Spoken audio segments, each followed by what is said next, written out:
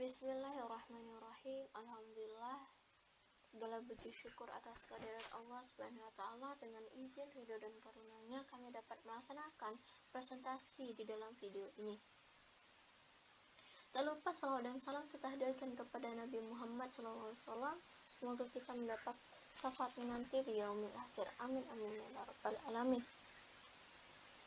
Pada video presentasi kali ini adalah video laporan mini riset mengenai perspektif guru dan siswa dalam pembelajaran PKN sekolah dasar pada kelas tinggi di Desa Kolam. Terima kasih kepada Bapak Dr. Muhammad Kaulan Karima, MPD, sebagai dosen pengampu mata pelajaran pendidikan kewarganegaraan dan sebagai pembimbing dalam pelaksanaan mini riset ini. Adapun anggota di kelompok 4 ini Andini Sapitri, Anggun Asri Winarti, Azima Azara, Husna Ibrahim, Intan Nur Aini, Nikmah Mustika, Nur Aisyah dari Munte, Nurul Fatwa Sipayung, Bintara Julani Lubis, Rahma Minta Ito Pulungan, dan Rahmi Wirdayani Adelia. Pembahasan dalam riset ini adalah pandangan para narasumber terkait pembelajaran pendidikan kewarganegaraan yang dilaksanakan pada tingkat sekolah dasar. Prosedur penelitian ini dilaksanakan menggunakan teknik observasi dan wawancara dalam metode kualitatif. Pendahuluannya, pendidikan kewarganegaraan adalah pembelajaran yang memfokuskan pada pembentukan warga negara yang baik, dapat memahami dan mampu melaksanakan hak-hak dan kewajibannya untuk menjadi warga negara Indonesia yang cerdas, terampil, dan berkarakter, sesuai diamanatkan oleh Pancasila dan Undang-Undang Dasar tahun 1945. Untuk pemenuhan warga negara Indonesia yang baik ini, di dalam pembelajaran pendidikan kewarganegaraan dilengkapi dengan penguasaan pengetahuan, civic knowledge, keterampilan, civic skill, dan membentuk karakter yang baik, civic disposition sebagai pelengkap. Tujuan riset mengetahui keadaan pembelajaran pendidikan kewarganegaraan sekolah dasar di Desa Kolam, serta mengetahui perspektif para narasumber mengenai pendidikan kewarganegaraan yang dilaksanakan saat ini. Adapun narasumber yang kami wawancarai itu 4 guru dan 4 siswa. Pada akhirnya, pendidikan kewarganegaraan bertujuan menjadi warga negara yang baik, maka dari itu pelaksanaan pembelajarannya harus dimaksimalkan. Namun, realitanya pelaksanaan pembelajaran tidak semaksimal yang diharapkan. Untuk melihat itu, marilah bersama kita lihat riset telah membuktikan. Dari hasil wawancara Ibu Mevi Utami, guru kelas 4 SD, beliau mengatakan bahwasannya pendidikan kewarganegaraan merupakan pembelajaran yang memfokuskan pada pembentukan warga negara, khususnya di SD, di mana siswa dapat memahami dan mampu melaksanakan hak-hak dan kewajibannya sebagai warga negara yang cerdas, terampil, dan berkarakter, berfungsi untuk memberikan pengetahuan dasar pada anak didik tentang apa itu moral dan bagaimana melaksanakannya dalam kehidupan. Civic disposition adalah karakter atau watak, contohnya seperti bagaimana menghargai pendapat orang lain. Kemudian civic knowledge sebagai pengetahuan tentang PKN, seperti halnya yang dipahami oleh warga negara, mungkin kewajiban dan hak dan lain-lain.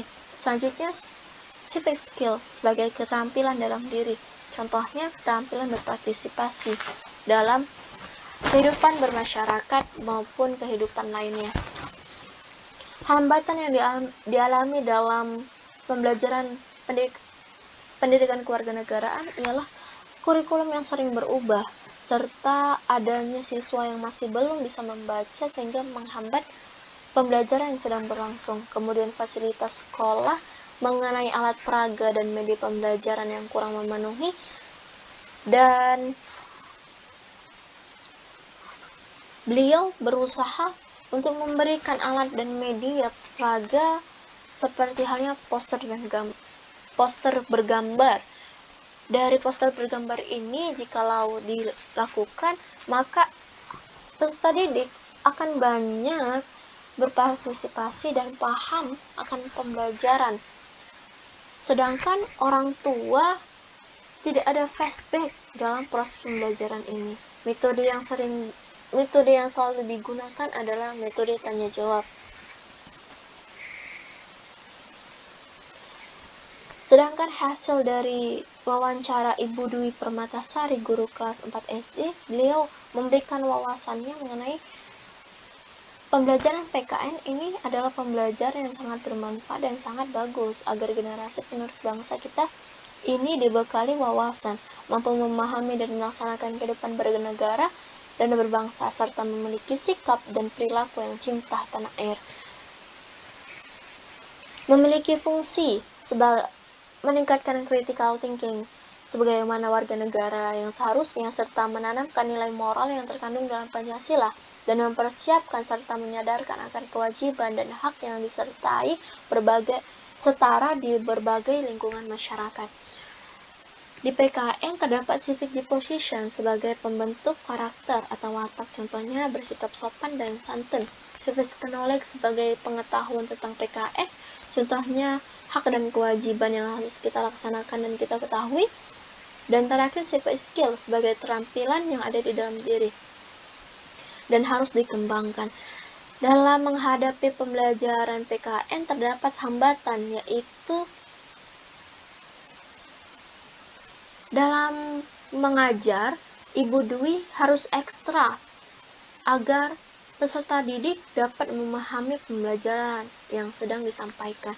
Selanjutnya, dalam menyiapkan media pembelajaran, beliau cenderung malas sehingga dalam mengajar beliau hanya menggunakan metode ceramah dan memberikan pemahaman terkait implikasi kehidupan sehari-hari sesuai pembelajaran yang sedang berjalan. Dan Ibu Nurlili Habibah memberikan wawasannya pembelajaran PKN merupakan pembelajaran yang menumbuhkan sikap demokratis, mempunyai rasa partisipasi yang tinggi serta bertanggung jawab, yang mempunyai fungsi menanamkan jati diri seseorang, anak, atau penerus bangsa agar mengerti dan memahami mengenai negaranya sendiri, sehingga mempunyai wawasan kenegaraan. Di civic disposition sebagai pembentuk karakter, contohnya hak dan menghargai hak dan kepentingan sesama warga. Civic knowledge, pengetahuan tentang pendidikan kewarganegaraan, contohnya pengetahuan mengenai hukum-hukum kenegaraan di Indonesia.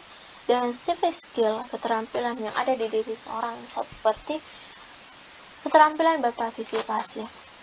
Hambatannya dalam pembelajaran ialah bahasa buku yang baku, sehingga menghambat pembelajaran dan pemahaman siswa terhadap materi yang sedang diajari.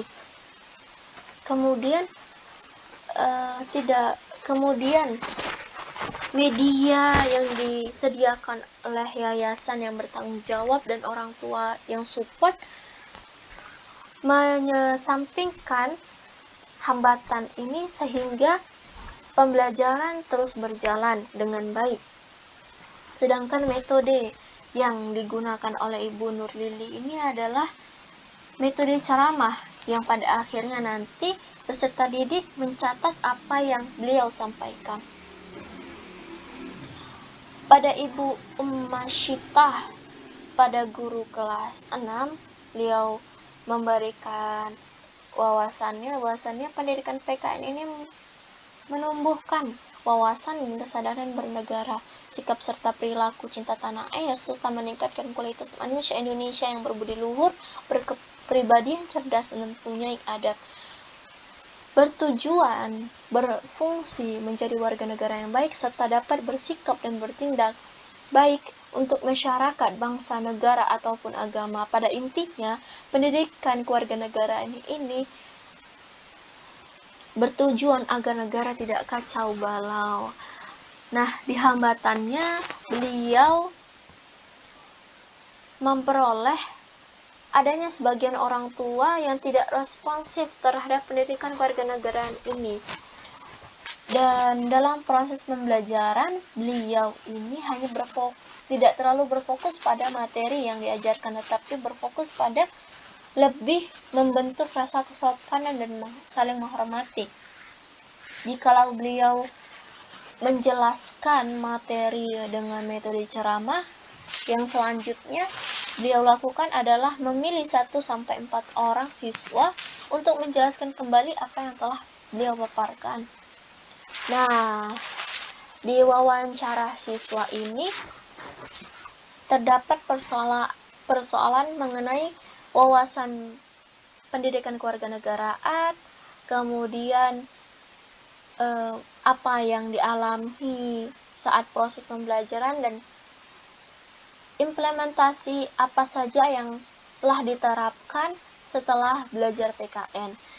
Di siswa pertama, siswa kelas 4 SD Talita Wafa Zafira memberikan paparan pengertian PKN itu berupa norma budaya, daerah, Pancasila, undang-undang, dan Sumpah Pemuda yang dalam proses belajarnya beliau senang dan dapat menerima pembelajaran dengan mudah. Nilai-nilai yang sudah diterapkan ialah bersikap baik kepada semua orang dan memahami perbedaan yang ada di Indonesia atau di daerah lingkungannya. Nah, di siswa kelas 4 SD Razik Parlin mengatakan bahwasannya pemahaman PKN itu tentang hak-hak,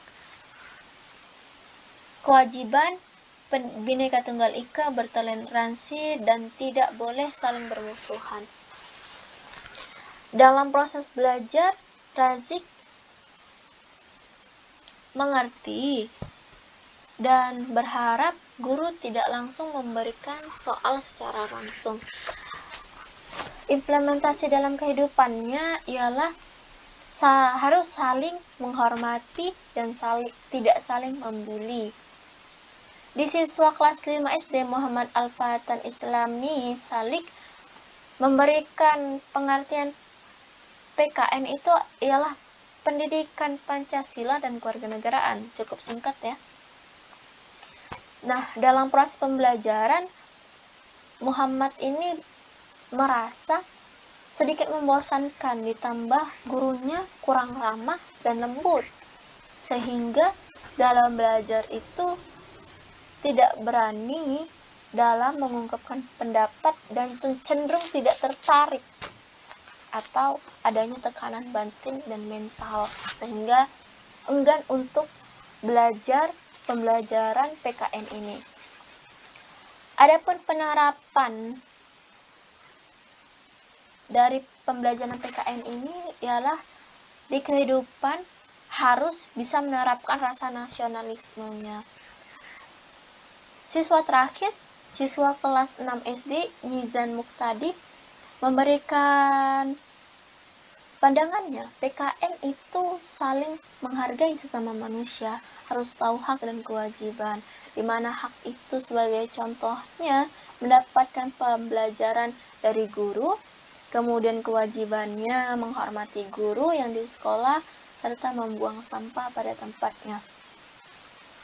Saat pembelajaran berlangsung, Mizan merasa menyenangkan dan tidak terlalu sulit. Dengan itu harapannya guru dapat menjelaskan sampai murid itu mengerti, dan setelahnya baru mampu memberikan soalan. Nah, itu adalah hasil wawancara. Berikutnya adalah dokumentasi dari narasumber yang telah diwawancarai. Adapun kesimpulan dari mini resat ini ialah Dari hasil wawancara dapat diketahui bahwasannya peserta didik kurang memahami pembelajaran PKN.